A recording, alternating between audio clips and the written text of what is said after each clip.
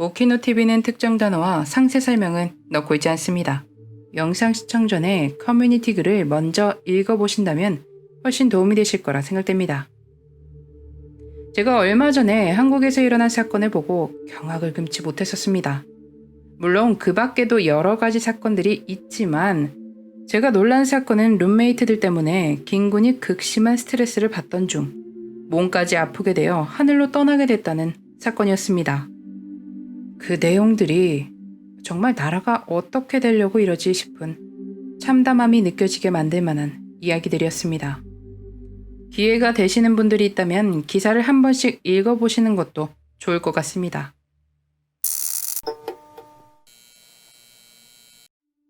오늘 전해드릴 사건은 김군의 사건을 접한 뒤 사건을 찾다가 알게 된 이야기인데 이 사건 역시 참 기가 막힙니다. 샨다르네 셰어는 켄터키주 파인빌에서 1979년 6월 6일에 태어났습니다. 샨다가 어릴 적 부모님들이 이혼하지만 빈자리를 느끼지 못할 만큼 부모님들은 노력했고 새어머니 역시 좋은 부모님이 되어주었습니다. 이혼한 부모님들도 사이가 나쁘지 않았는지 엄마는 1991년 6월 인디애나주 뉴 올버니로 이사해와 샨다가 아버지와 더 자주 볼 수 있도록 했습니다. 샨다는 이사온 뉴 올버니의 헤이즈로드 중학교에서 새로운 출발을 시작합니다. 밝고 다정하고 재치 있는 소녀 샨다는 치어리더로 활동하면서도 성적 또한 우수했습니다. 마냥 잘 지내면 좋으련만 학교에서 만난 아만다라는 친구와 큰 다툼이 있었고 그걸로 경찰서까지 갔었지만 그 계기로 두 사람은 친해지게 됐습니다. 그렇게 둘은 절친이 됐지만 샨다의 엄마는 두 사람의 우정에 걱정이 되기 시작했습니다. 샨다의 성적이 점점 떨어지고 있었거든요. 두 사람은 우정보다는 깊은, 그렇다고 연인 사이라고 확정할 수는 없는 사이였지만 연애 편지를 주고받는 사이로 발전을 했습니다. 10월, 학교 프롬에 참석한 샨다는 아만다의 전 여자친구인 멜린다를 마주치게 됩니다. 전 애인이 새로운 애인과 있는 것을 본 멜린다는 기분이 나빠졌습니다. 여기까진 하이틴 영화스럽죠.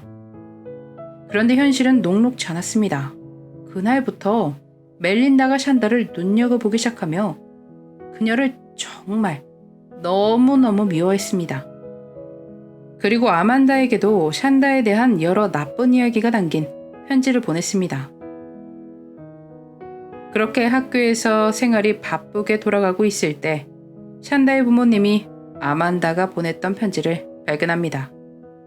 그곳엔 아주 매콤하고 핫한 내용들이 써져 있었는데 그걸 본 부모님들이 샨다를 전학 보내기로 결정했습니다. 그렇게 샨다는 가톨릭 학교로 옮겨지게 됩니다. 학교를 옮긴다고 해도 두 사람이 연락할 수단이 없는 건 아니지 않습니까? 그들은 편지를 쓰거나 전화통화로 마음을 이어나갔습니다. 그러나 그것도 잠깐이었습니다. 새 학교로 전학을 갔으니 그곳의 분위기도 파악해야 하고 새로운 친구들도 사귀어야 하지 않습니까? 하루가 바쁘다 보니 샨다는 아만다를 뒷전으로 두기 시작합니다. 이런 반응들은 아만다가 원하는 것들이 아니었죠. 그렇게 두 사람은 좀 소원해져 갔습니다. 이야기를 시작하기 전에 관련 인물들에 대해 짧게 소개해드리도록 하겠습니다. 멜린다. 가정환경이 참 나빴습니다. 멜린다의 아버지는 베트남 참전 용사였지만 굉장히 거친 사람이었고 도덕적인 개념이 없는 사람이었습니다. 아주 인간적으로 별로인 사람이었죠. 엄마는 이혼을 택했고 아버지는 플로리다로 이사를 가 어떻게 살고 있는지 소식을 전혀 알지 못했습니다. 환경이 그러다 보니 멜린다는 집중이 힘들었고 주변 역시 소란스러웠습니다. 친구들과 다툼도 잦고 학업 또한 좋지 못했죠. 멜린다의 친구 로리. 로리는 뉴 올버니에서 좀 떨어진 지역에서 태어났습니다. 엄격한 기독교 가정 출신이었고 꽤 문제가 많은 집이라 기관에서 여러 번 방문을 했었습니다. 이 나이 또래가 미스터리, 혹은 내가 아닌 다른 무언가가 된다는 것에 쉽게 매료되는 때이기도 하지 않습니까? 로리는 초자연적인 현상과 그것에 관련된 것들에 굉장히 빠져 있었습니다. 그러다 보니 정신적인 검진을 위해 병원에 여러 번 드나들어야 했습니다. 1991년 9월, 그녀는 고등학교를 중퇴합니다. 10월에 로리는 멜린다를 알게 되었고 두 사람은 친구가 됐습니다. 자주 어울리다 보니 두 사람이 함께 보내는 시간이 늘어났고 그러다 보니 여러 이야기가 오고 갔을 것입니다. 그렇게 속속들이 서로에 대해 알게 됐습니다. 로리의 친구 호프. 그녀는 로리와 친구 사이였습니다. 호프의 부모님은 로리를 좋아하지 않았지만 우정과 의리에 민감한 시기에 그런 부모님의 마음이 이해가 될 리가 없죠. 호프의 친구 토니. 토니는 호프와 어릴 적부터 친구였습니다. 많은 것들을 공유하는 사이였죠. 크고 작은 문제들을 안고 살아가는, 어떻게 보면 서로를 동정하고 안쓰러워하는 그런 사이였을 것입니다. 10일 저녁 시간, 호프와 토니, 로리는 로리의 차를 타고 락 콘서트에 갈 예정이었습니다. 토니는 이날 처음으로 로리를 만났다고 합니다. 아주 밝은 금발에 보이시하며 어쩐지 범상치 않은 어두운 분위기의 로리를 본 토니는 불안한 예감이 들었습니다. 로리가 호프에게 묻습니다. 쟤한테 말 안 했어? 호프가 무엇에 관한 물음인가 싶어 그녀를 바라보았습니다. 그러자 로리는 샨다를 향한 계획에 대해 그들에게 말했고 토니는 그냥 에헤이 농담이겠지 라고 생각했습니다. 로리는 차를 몰았습니다. 콘서트장에 가기 전 중간에서 멜린다를 차에 태웠고 호프도 토니도 이때 멜린다를 처음 보았습니다. 처음 보는 멜린다는 굉장히 매력 있는 타입이었고 두 사람은 곧 그녀에게 호감을 느꼈습니다. 도구를 들고 탄 멜린다는 샨다에 대한 험담을 늘어놓기 시작합니다. 초면에 말입니다. 멜린다는 샨다의 흉을 보며 샨다가 자신처럼 되고 싶어하며 자신의 애인을 가로챘다고 흉을 보았습니다. 호프는 이날 로리를 만나지 말아야 했고 토니는 호프를 따라 나서지 말았어야 했습니다. 이 두 사람은 샨다라는 사람 자체를 전혀 몰랐으니까요. 저녁 8시, 네 사람은 샨다의 집에 도착했습니다. 멜린다와 로리는 샨다가 피할 것을 예상하고 호프와 토니를 시켜 샨다에게 아만다를 만나러 가자 설득하게끔 했습니다.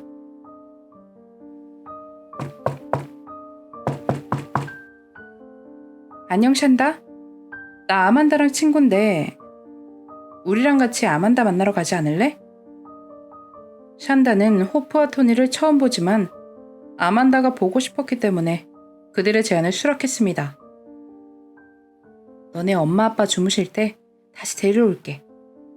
두 사람은 샨다의 부모님이 잠들었을 시간인 자정에 데리러 오겠다고 말해두고 헤어집니다.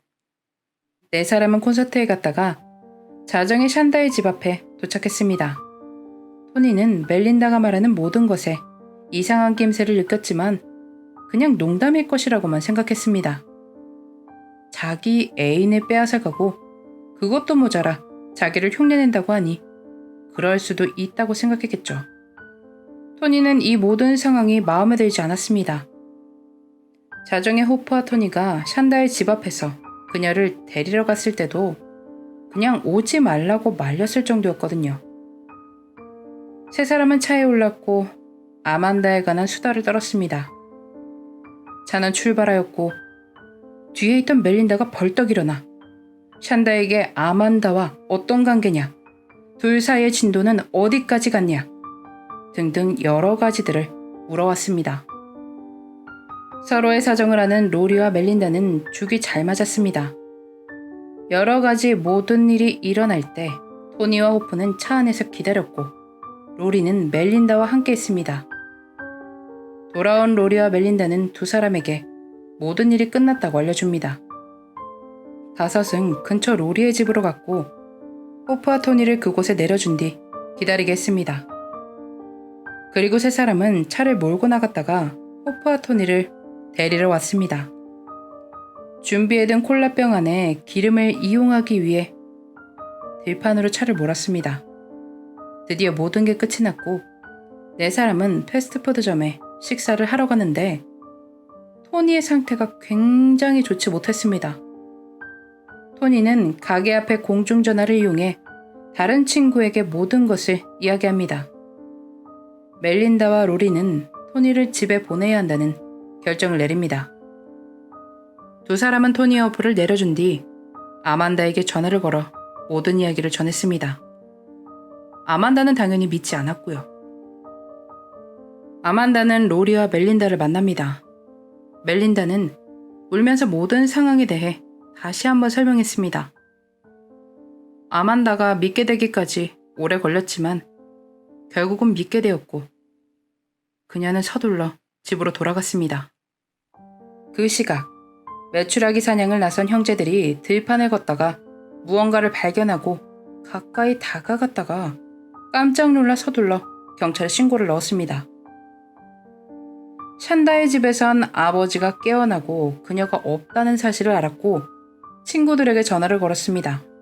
아버지는 샨다의 엄마에게 전화를 걸어 샨다가 없다고 알립니다. 어머니는 실종 신고를 넣었고 지역을 수색하기 시작했습니다. 그날 저녁 8시 20분 토니가 경기를 일으켰고 자신의 아버지와 함께 경찰서를 찾아갔습니다.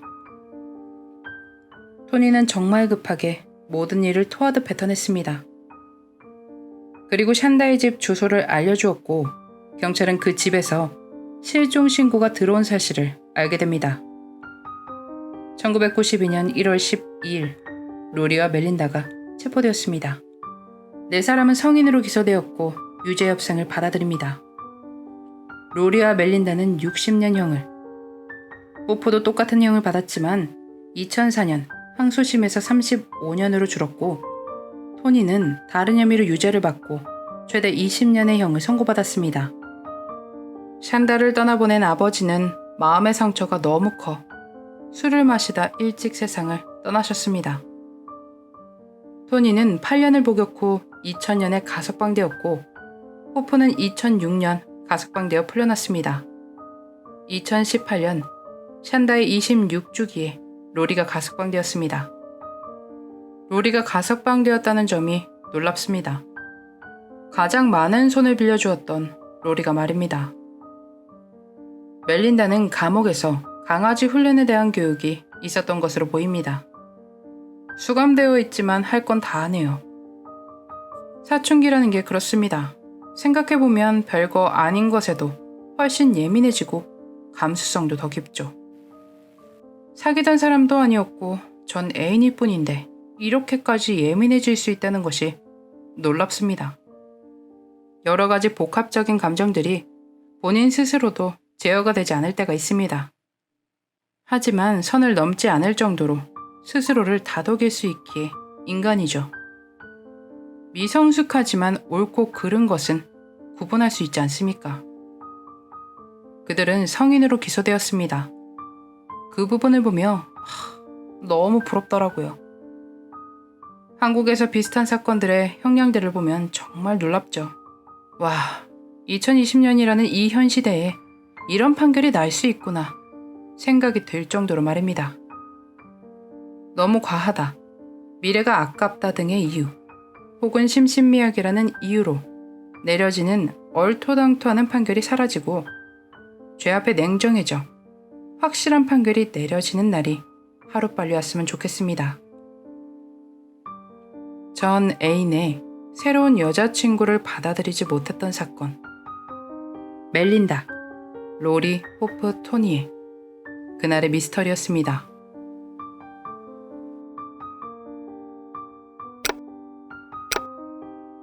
마지막까지 시청해주셔서 감사합니다. 좋아요와 구독은 저에게 큰 힘을 줍니다. 오늘 하루도 수고하셨습니다. 좋은 밤 보내세요.